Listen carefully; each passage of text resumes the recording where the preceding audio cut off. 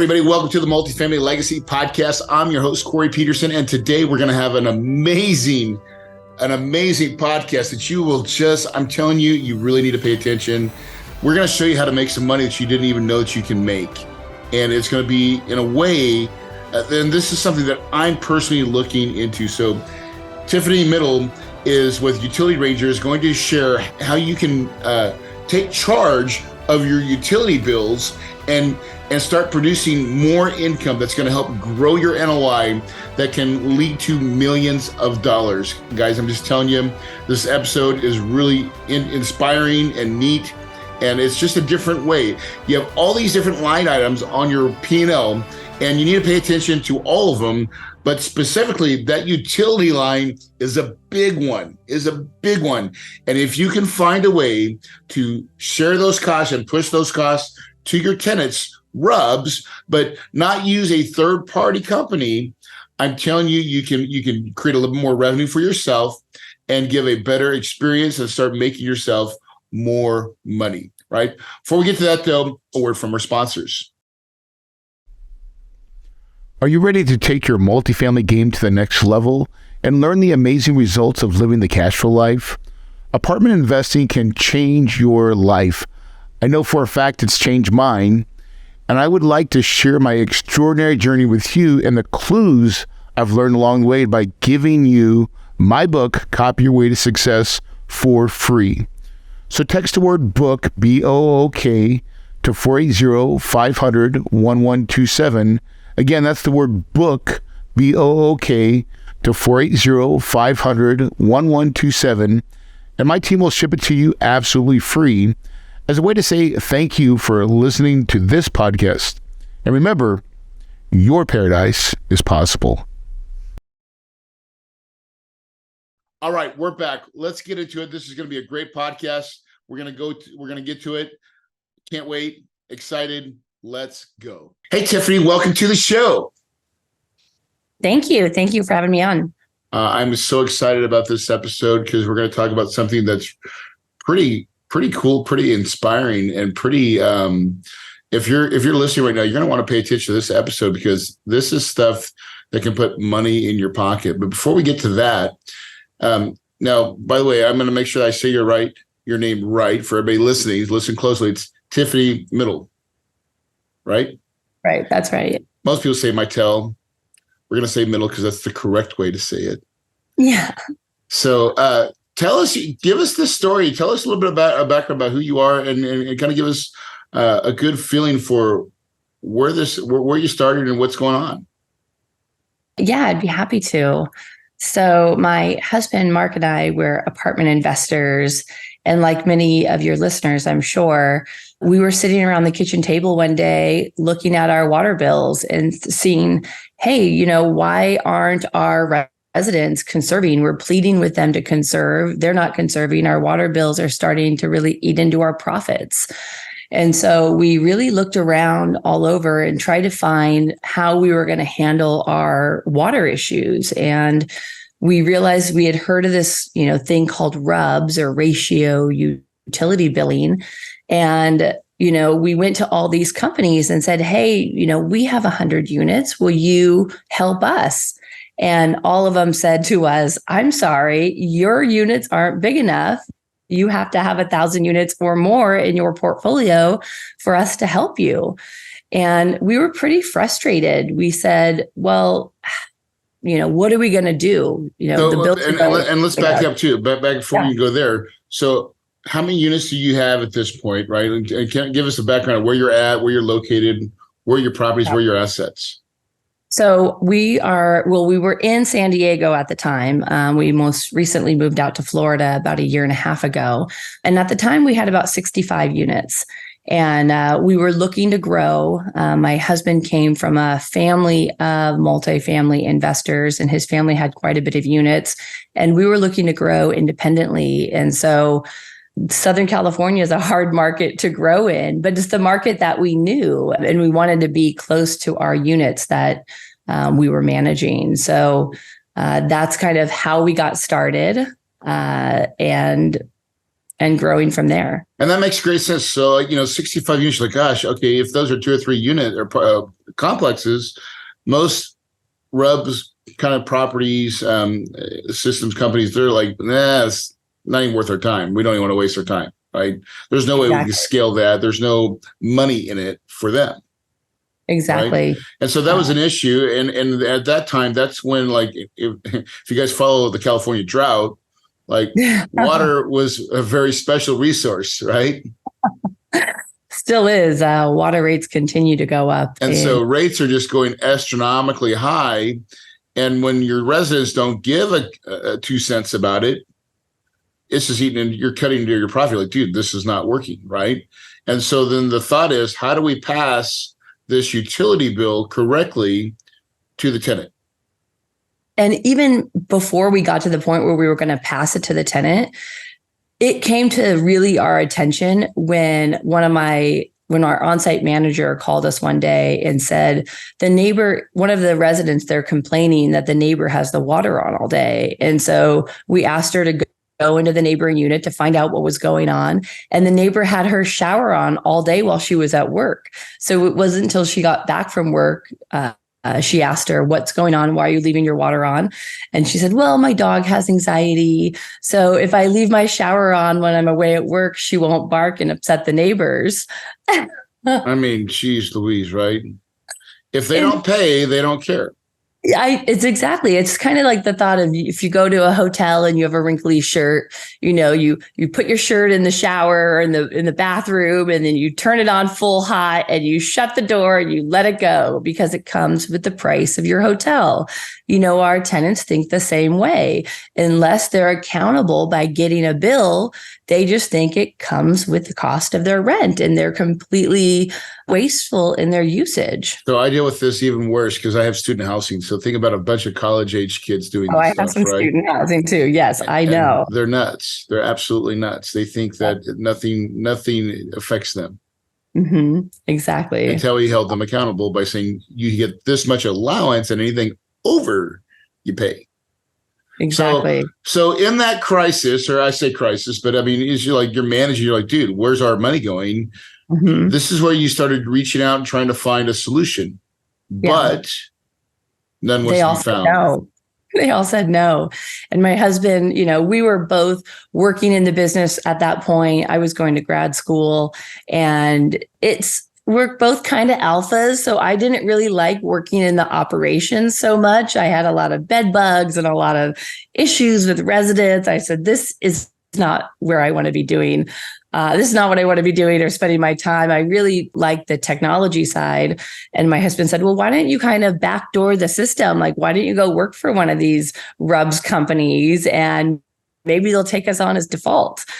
So that's what I did. I went to go work for one of these companies, and I helped grow that company from 100,000 to 20 million in 5 years. And I learned everything there was to know about utility billing. And bingo. The secret is it's not about utility billing. It wasn't until we implemented this on our first property. It was a 36 unit property. We had 36,000 of additional revenue come in that following year. It wasn't until we went to go refinance the property where Freddie Mac valued that property at $1 million more just from that 36,000 of additional revenue. And then the light bulb went off, and we're like, oh my gosh, this isn't about the billing. This is about creating a mechanism to grow your portfolio. We were able to get cash out refinance, 500,000 on a cash out refinance we used to buy another property. And we were like, oh my gosh, let's put this across our portfolio. To think what a disadvantage all the small owners are in if we can't have access to the same technology the big guys have been using for years to boost up your net operating income, because it's every dollar of that net operating income makes such a difference on the valuation of the property. And it was like, oh my gosh, we need to take this and go across our portfolio. We were able to create about $2.5 million of additional asset value increase across our portfolio that we were able to leverage that additional capital to buy more more properties and grow our portfolio. And we're like, oh my gosh, other small owners like us need to understand it's not just about the bill. It's not just, I don't want to do that. I don't want my residents to get upset with me. It's about how do you really crank up the dial on your operations by cranking up that income on the NOI, because that's what you're going to be able to leverage to grow your assets. Yeah. And once you saw that, it was like, okay, that is the solution. And then you said, let's create a company behind it. Well, I knew that these service companies, they don't want to go after the small owners because the market's really fragmented. But but that's where the money's at. So like there's a lot of good money. I mean, we've been saying this for a while on this podcast, like between 10 units and 50 units, 75 units. That's a space where there's not as many investors. There's not REITs. You don't have to worry about it. It's mom and pop stuff. Investment. Yeah.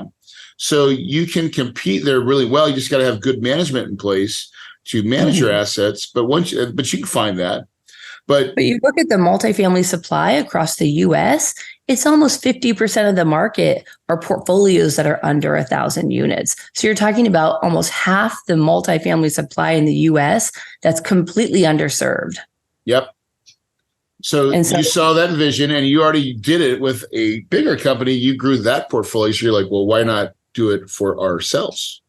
Well, I basically took this service model that exists today and said, how do I turn this into software as a service or a SaaS model or a do-it-yourself model? Because the small owners, just like we don't need these service companies to treat us poorly. I mean, you're like a tier 5 client. They don't call you back. You want to take control of over. You're back on the bottom of the list and no one cares, right? So you're like, we figured out the process. Let's give it to the people that need it. Exactly. As software.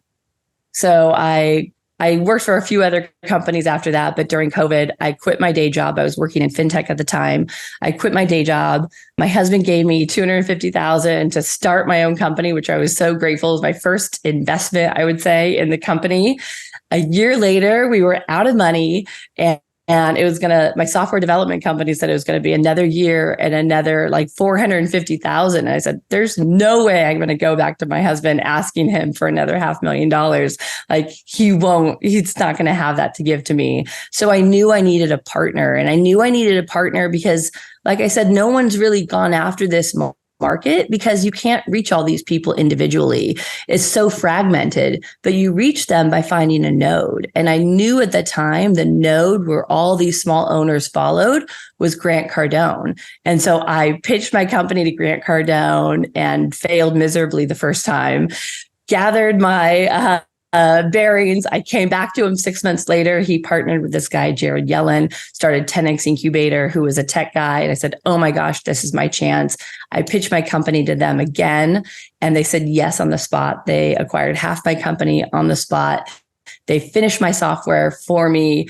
And we launched earlier this year in March.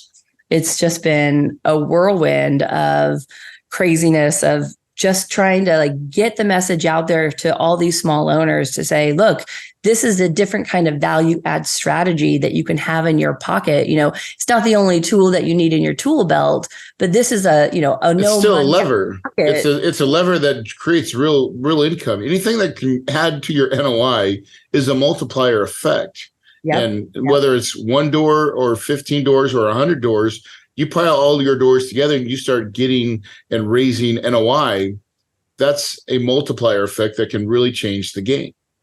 Totally. And when I was giving people kind of the simplest formula to know, how much money are you potentially leaving on the table, you take however many units you have. Let's say you have 10 units. You have to take however many units you have. I'll use my 36 as an example because I know those numbers. Yeah. My 36 units times $1,000 per unit per year is about what we get in reimbursement. So about $80 a month per unit.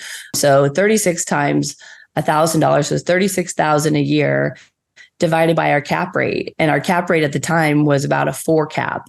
And so that gets you about $1 million. California cap rates, by the way, disclaimer.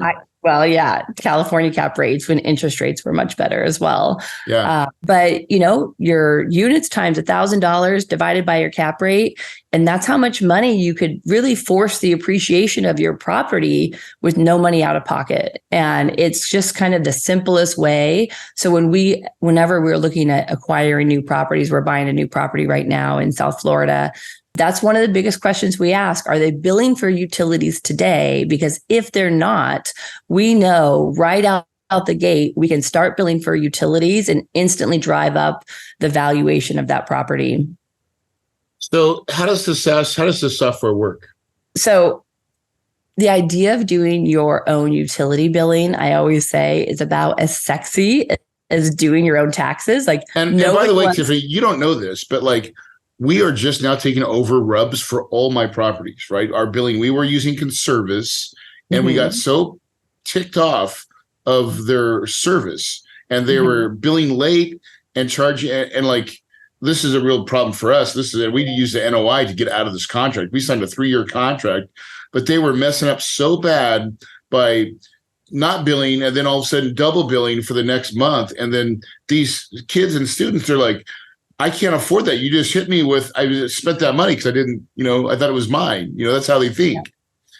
Yeah. And so then you give them 2 utility bills in a row and they're like, what do I do? And then they become late and then they exit out. And that's a huge, huge problem.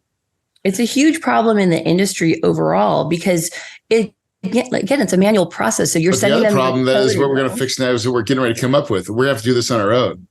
Yeah. So now I'm really interested. Now you're really interested. Yeah. Well, think about it. The idea of doing this it doesn't sound fun, right? You think oh, this is complicated. It has too many regulations. But when you really pull back the curtain, it's not that difficult. And so what we've done for Utility Ranger is we've made it so simple that all you do is put in your utility charges that month and hit calculate. And all your utility bills show up in a pre-billing format. You can adjust your owner's portion of the bill. So let's say you had a water leak on the property 1 month. And this is what happens with these kind of service companies is maybe you have a water leak, but somebody forgets to mention it. And then they, give you a pre-billing report and all the bills are triple. And you're like, whoa, we can't do that. And you go back and forth, which can take sometimes, especially if you're tier 5 on the list, it could take sometimes a week or 2, which really delays everything out. So we actually have everything right within the platform. So you put in your charges, you click calculate, out pops your bills. You can make any adjustments on the fly, and then you click a button and it sends off all the bills via email to your residents. It gives them an option to pay the bill right there. And then all that money goes right back into the account of the property owner. We don't touch any of that money. We charge a per unit per month fee, but then that fee gets passed on to the resident. So then it becomes free for our customers. And then we also allow them, because you become your own utility billing service provider when you do it yourself. Right. So you can actually charge more than the fee that I'm charging and increase it $2 or $3 a month and become a revenue generation tool. And now you're making a few dollars per unit per month that you can use to cover other costs like property management software or other hard costs. Or the person that's going to have to even enter this stuff in the first place, right? So there's you still got to get the information in there somehow. And so that's the staff, that's a person. But if you can afford that person through the billing and add a couple of bucks to it, that makes a huge difference. But we're talking 3 data points. Yeah. What's the beginning bill date, the end bill date, and the amount. It's really so easy to do. Can you also do stuff like this? Let's say, because I'm just going to give you an example of what I have, right? Mm-hmm. So we have 4 tenants, 4 kids to a bed, to a door, right? Mm-hmm. So we got to divide it by 4. And then we say you get a capped dollar amount of $100. Anything over 100 is now split 4 ways. But why do you give them a capped dollar amount? Why do you give them an allowance? Because that's what student housing, that's our market, right? So you can do the same kind of thing by saying, the owner's portion of the bill, we're going to pay this percentage of the bill. So rather than saying this is your capped amount, your percentage of the bill, say we're going to pay 50% of the bill, or we're going to pay 70% 75% of the bill, and anything, over that, you're going to have to pay. By capping that amount, you really want the bill to fluctuate, because that's what really modifies the behavior of your residents. If they never hit that cap, they're going to continue to use the water as they're continuing, or as they were using it. But you want them to say, oh, maybe I should turn off the faucet when I'm brushing the teeth. Exactly. Or maybe what we've done is we keep lowering that threshold, right? So we're like, there's got to be a place where it makes sense, right? Yeah. But again, we're keep challenging the process, because you got to change behavior. Changing behavior is what we're truly trying to do to overall give us a better profile, right? Mm-hmm. So yeah, I would say rather than a cap, it's better to say we're going to do this percentage of the bill, right, and then they're going to pay the rest. And so that way they see the fluctuations each month, which help incentivize the behavior modification. Makes sense. That is noted. Next leasing year, we may try it that way, right? It's really about just making subtle changes. And this is really how profit's made. And guys, this is why you listen to podcasts like this one, because we're bringing you the stuff that really moves the needle. Like this, Tiffany is sharing ideas and strategies that really can affect your bottom line and put dollars in your pocket. And people don't think, like, how does $36,000, like, how do my utility bills result in $1 million increase valuation? Like, most people don't realize that small amount, or 36,000, it's not a small amount, but that amount of money can create that amount of value. I'm on my calculator. I'm just doing the math. 36,000 divided by 4% is $900,000. Like, that's just easy math at a 4% cap rate. So every dollar has a exponential effect when you put it to a cap rate. And right now, here's the other thing, like where we're at in today's marketplace, I believe, Tiffany, is that operational efficiency and excellence is more important now than ever, right? Especially with all the different loans that are on, the bridge loan notes that are out there. Like, how do you qualify for a new loan? You've got to be efficient as hell. Mm-hmm. And so this is a way to get lean. And if you really look at kind of how the market's changing, you can look at similar, or not even similar, but just other industries. When you have compression in profits or compression in pricing, people unbundle. Like, look at the airline industry. They unbundled their baggage, right? Look at the hospitality industry. They've unbundled their resort fees. Really, I think the future of multifamily is triple netting your apartments. Like, you're renting the airspace and everything else is extra, because otherwise, how can you as a landlord, with all these regulations coming? I mean, I was in California. And rising costs. I mean, now they're saying you can't do this and you can't do that, and you have these caps. Like, how can you really survive with all these regulations on you, preventing you from being successful? You have to unbundle some of these costs that are occupant dependent, right? The more occupants you have in your unit, just like trash or pest control, the more occupants you have in your unit, the more trash you're producing. The more trash you're producing, the more pests you're attracting. All of these things that are really occupant dependent really need to be charged back to the people who are creating them. Yeah. And it's becoming more and more acceptable, by the way, too. I believe that's, they're like, yeah, we do use the water. We do. Yeah, we probably should mind it. Right. And so I think the industry as a whole is starting to catch hold of this, and people are starting to realize it's not the hotel version, right? Like, it's not just crank up the AC to 62 and stay there for a week, right? Like, it's like, and think about this, even hotels have understood this. During COVID, they're like, do you want your room serviced? Like, no one's going to go in there. And it was a perfect opportunity for that. Yeah. And now they don't do it unless you request it, right? So you got to request service every day. I'm sure soon we'll have to pay for it. Yeah. Yeah. So again, a consolidation of an unbundling of what was normal, right? Exactly. I think the world is really changing, and you have to be a lot more creative as an investor and as an operator. Like, how can you really turn up the dial to make yourself make more profits than you are today so you can actually grow? Like, why should the big guys have all the advantage? They've been doing rubs for years. And really the only reason the smaller end of the market, or the long tail of the market is what they call it, hasn't been doing it is because no one's been servicing them. No one will service them. So now, we're out. This is who our core market is, or helping people like us that want to grow their portfolio and need another tool. Yeah, awesome. Tiffany, what do you see your future? Where's the next 5 years for Utility Ranger? What does that look like? Well, hopefully we'll be penetrating the market and getting out there. I'm working with so many people, Grant and the 10X team, and also we have a bunch of other investors in our company that have big kind of podcasts and followings. I want to really teach other people, how can we drive NOI and help really improve our customers and help them grow their asset values. I want to really create this asset value increase for all of our customers, and then grow the company, expand out to other markets or other NOI boosting technologies that will help not only myself, but our clients as well. Yeah, awesome. So how do people get a hold of your company or find out about your software? Where do they go?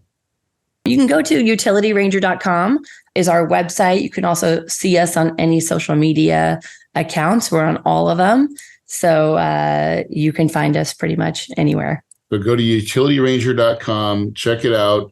Do you have a free trial, or is there to sign up? We do have a free trial. We have a 2-month free trial. So you get signed on. You can either load your properties yourself. It's very easy to do. You can put your property information into it. If you need help, our team can help you get the properties loaded onto the platform. We gave 2 months. So that way, the first month, you don't want to feel like you've loaded the properties and gone through the billing. Like that's a normal, monthly operation. So we want to give another second month so people could see. The second month is so much easier because all you do is stick in your bill and click calculate and off you go.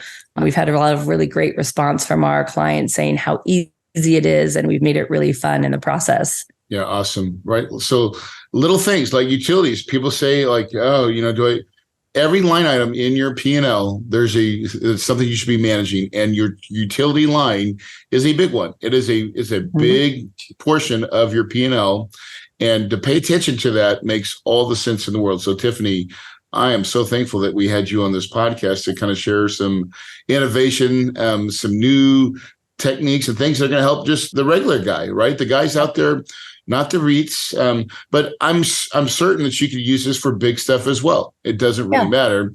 It's for the people that want to take it off of another service provider and have control on their own. Because honestly, what happens is most service providers, they're in it for themselves. They don't care about you. I know, because I worked for them. Yeah. 30% of our revenue came from fees, right? The open fees, the closed fees, the service fees, the late fees. I mean, it's a disaster, and your residents get really upset by it. So all we had is the admin fee. There's no open, close. There's no other fees involved in it. And so it makes it really nice for your residents. And then you're controlling that communication rather than some third-party company. Exactly. And then the billing is in your company's name and not in the third party and the conservice name, where they can't even get access to it anyways, which is a big part of the problem too. Is like, well, show me the billing, show me that where they read the meter. And it's just it's a back and forth. It really is a hassle. Ask me how I know this, right? Because I've dealt with it now and I'm just over it. We're taking it in-house. We don't care. But we are now going to go onto your website and check it out, because we are right at that stage right now where we're like, okay, Perfect how are we going to manage all this? And, this is, 600 students, 600 kids that we got to calculate all this mess. And it is a little bit of work, and we'll make some money on it. But still, if there's an easy solution, which you guys are providing, so we're going to go check it out.